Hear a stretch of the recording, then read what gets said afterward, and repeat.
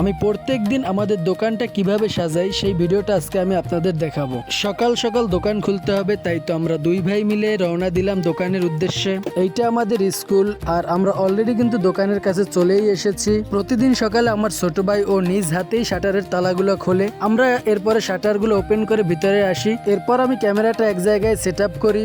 দোকানের প্রত্যেকটা মালামাল বিভিন্ন জায়গায় ছড়ানো ছিটানো থাকে। এরপরে আমরা সবাই মিলে মাল নামাতে শুরু করি। মালগুলো সাজাতে আমাদের প্রায় 1.5 ঘন্টা সময় লেগে যায়। আজকে আমাদের এখানে বাজার, বিশেষ করে বাজারের দিন প্রত্যেকটা পণ্যকে অনেক সুন্দরভাবে সাজাতে হয়। আর এই সুন্দরভাবে সাজানোর জন্য অনেক এক্সপিরিয়েন্সের দরকার আছে, মানে অভিজ্ঞতার দরকার আছে। কারণ কি, অভিজ্ঞতা ছাড়া আপনি এইভাবে একটি দোকানকে সুন্দরভাবে সাজাতে পারবেন না। অনেকেই আমার কাছে জিজ্ঞাসা করে, ভাই আমি একটা মুদি দোকান দিতে চাই, কিন্তু একটি দোকান দেওয়ার ক্ষেত্রে শুরুতেই আপনার থাকতে হবে ধৈর্য। কারণ কি, ধৈর্য ছাড়া একটি দোকানে সফলতা লাভ করা যায় না। অবশেষে আমি আমার দোকানটি সুন্দরভাবে সাজিয়ে ফেললাম। আর আপনারা কমেন্ট করে আমাকে জানাবেন সাজানোটা কেমন হয়েছে। এছাড়া আপনার যদি কোনো মালামাল প্রয়োজন হয় আপনি আমাকে জানাতে পারেন, কারণ কি আমার কাছে সব ধরনের মালামালই অ্যাভেলেবেল রয়েছে। আপনি যদি আমার কাছে মালামালগুলো অর্ডার করেন, আমি অনলাইনের মাধ্যমে আপনার বাসায় পৌঁছে দিতে পারবো। পরিশেষে আমি বলতে চাই, সবাই আমার জন্য দোয়া করবেন।